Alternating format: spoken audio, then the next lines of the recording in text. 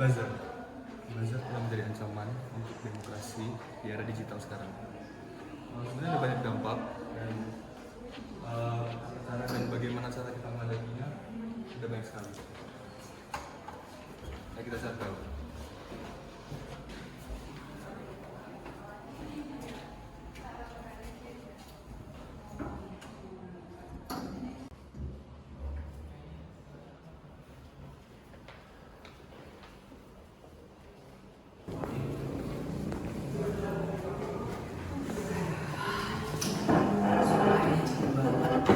Kegiatan tuh kayak banyak banget gitu ya.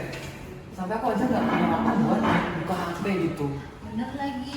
Kenapa pengen lihat kayak berita apa sih yang lagi booming Iya. hari ini? Nah mumpung karena kita lagi free nih kak, ini ya udah saya nggak harus aja.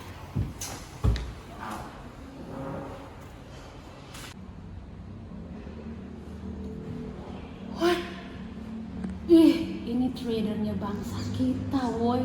Jo, coba lihat. Apa itu?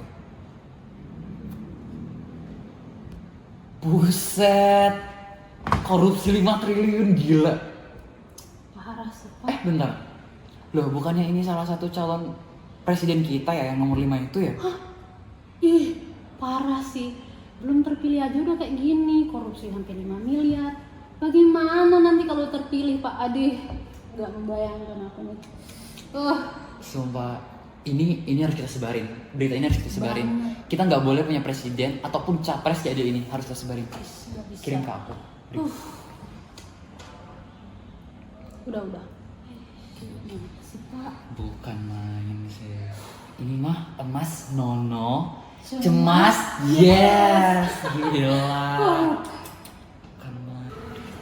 Aduh, Dan, gue tuh khawatir banget ya sama what is booming right now in internet. Lu tau gak sih, orang-orang tuh pada posting at yours di Snapgram mereka. Dan mereka tuh posting apa coba? Poster tentang calon presiden nomor 5 dan dosa besarnya. Iya, nggak cuma di Snapgram, tapi di YouTube juga. Anjir, serius? Ini tuh orang-orang pada salah sangka gak sih? Kan udah diverifikasi ya bahwa yang korupsi itu anak buah si bapak, bukan si bapak. Yes, I know. Dan pelaku korupsinya itu udah dipenjara dan dikasih denda. Nah kan, udah di penjara kan? Iya. Makanya dia kok bisa ada informasi tersebar kayak gini tentang si capres nomor 5 yang korupsi. Nah, tahu dari mana sih? Iya nggak sih? Pakai kacamata kuda kali nggak melek kesana Aku curiga Bazir tahu. Kok sama? Ih, kamu tau gak sih komennya tuh template banget. Parah. Postingannya template, komennya template. Dengar nggak tadi mereka ngomong apa? Benar sih, tapi kayak Kayak mereka tuh kayak apa ya? Nggak baca berita apa gimana sih? Enggak tahu. Sumpah minim literasi banget loh. Nah orang-orang yang kayak gitu yang harus kita kasih tahu. Banget harus di Iya, nggak boleh loh kayak gitu. kan malah jadi Daripada mereka nyebarin berita hoax kan. harus langsung. Iya. Hey, kalian nggak boleh. Iya, maka dari itu kan Kak. Nggak sih kita. Ih,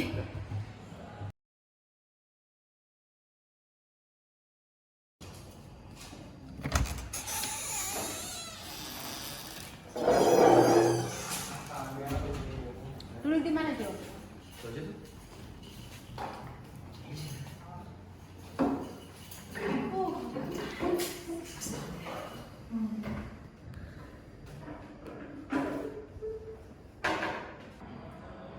BTW, Van, Dan, tau nggak? Kemarin kan aku sama Angel lagi lihat berita. Ada calon presiden kita yang korupsinya tuh banyak banget. Dan beritanya tuh udah viral di mana-mana, weh. Di IG, di WA, di Facebook. Dan nggak cuma sedikit, weh, banyak banget ya korupsinya. Nggak boleh kayak gitu, sumpah. Calon presiden aja udah korupsi, gimana nanti kalau jadi presiden? Sumpah bingung banget sih, kata aku mah. Ya kan? Benar lagi, masa calon pemimpin negara ini udah korupsi? Kayak mau dibawa kemana bangsa ini gitu loh. Iya. Aduh, Dan, astaga, bopong percaya kok sama disinformasi buzzer. Hah? Maksud kamu apa, Van? Beritanya udah jelas kayak gitu kok. Jelas. Dari mana? Beritanya dari mana? Dari akun berita yang followersnya beli gitu. Udah jelas-jelas itu komentarnya template buzzer itu mah. Lah, kan tapi semua orang juga udah nge-repost beritanya, berarti bener dong, terverifikasi dong beritanya. Aduh, justru itu kali masalahnya banyak yang repost tanpa tahu keasliannya. Oh, jadi maksud kalian kita nggak kritis gitu? No, enggak gitu. Aku nggak ngomong kalian nggak kritis ya. Aku cuma mau ngomong nih, kalian mending jangan asal percaya sama berita kayak gitu deh. Kalian nggak takut apa ya di zaman sekarang disinformasi buzzer? Fania, beritanya itu udah terpercaya ya. Kalian aja yang nggak mau terima pendapat orang lain, terlalu idealis. Masa orang Mending kalian cek dulu deh kebenarannya. Ini nih, dari buzzer bisa bikin pecah pertemanan. gimana sih? Ini ada yang follow gue. Lu bisa ngeverifikasi dulu Udah berita. Lu terverifikasi, jangan asal percaya. Ini ya kak, ya. Menurut channel berita terpercaya, ya kan, beritanya itu dari verifikasi bahwa yang korupsi itu bukan si bapak, tapi anak buah si bapak. Lihat dong kolom sectionnya, orang banyak misinformasi template kayak gitu.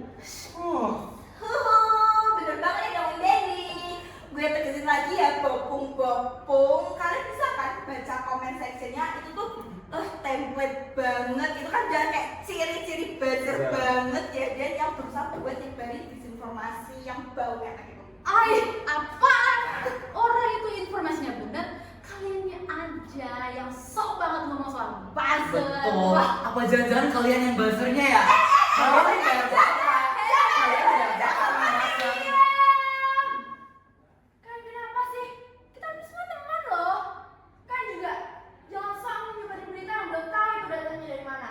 Bisa aja itu buzzer. Dan kalian juga, kalau kalian tahu berita itu buzzer, buktiin dong pakai data. Gak perlu gas-gas kayak gini. Kita tuh semua teman. Mereka ada percaya sama disinformasi buzzer.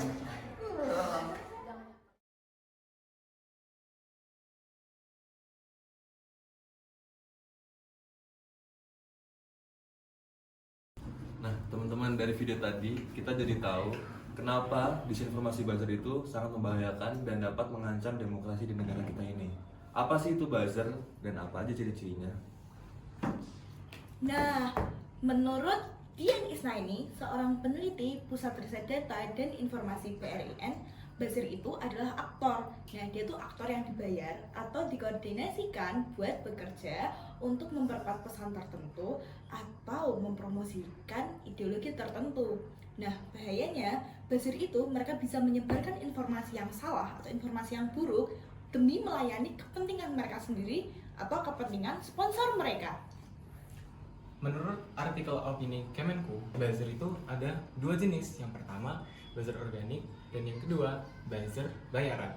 Buzzer organik ini adalah individu ya yang secara sukarela menyuarakan pendapat atau membela isu atau tokoh karena kesesuaian nilai dan ideologi. Kedua, buzzer bayaran. Nah, buzzer bayaran ini merupakan aktor yang menerima kompensasi finansial untuk menyebarkan narasi tertentu. Mereka biasanya bekerja berdasarkan skrip, koordinasi, dan target tertentu.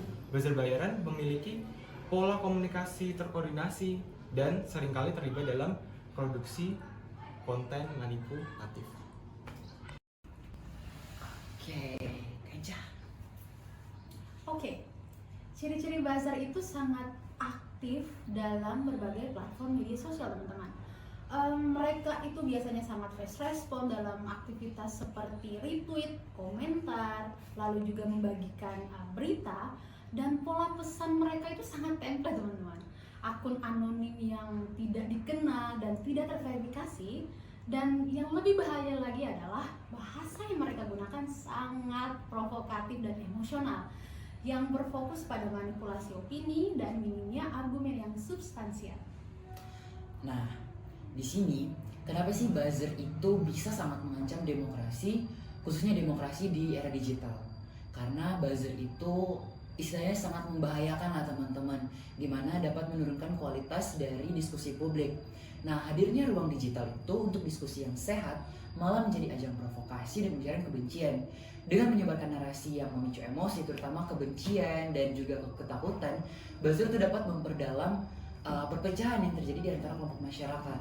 Nah, teman-teman, disinformasi itu sangat amat mengancam stabilitas politik dan juga berpotensi menyebabkan disintegrasi di masyarakat jika terus-menerus memicu konflik horizontal. Nah, kayak di video short movie tadi dong, buzzer dan segala bentuk disinformasi mereka bisa memecah belah masyarakat dan diskusinya malah jadi provokatif dan penuh ujaran kebencian. So, gimana cara kita menanganinya? Marta, sini. Nah, teman-teman, jadi bagaimana sih kita cara mencegah buzzer ini? Yang pertama, kita harus hati-hati dengan judul yang provokatif. Buzzer ini biasa menggunakan judul yang sensasional dan provokatif. Yang kedua, periksa fakta. Di mana buzzer ini berasal dan bagaimana sumbernya dan siapapun yang menyebarkannya, kita harus pastikan. Yang ketiga, cek keaslian foto. Di era teknologi digital saat ini, bukan hanya konten berupa teks yang bisa dimanipulasi, melainkan foto dan video lainnya. Terima kasih. Nah, teman-teman, kayak gitu. Kita tuh sebagai mahasiswa, kita harus bisa aware. Buat apa, Van? Buat memilah berita-berita yang ada di media sosial. Biar apa? Dan kita dapat menjaga demokrasi di era modern. Nah, betul kayak gitu. See you guys. Guys, ini gimana?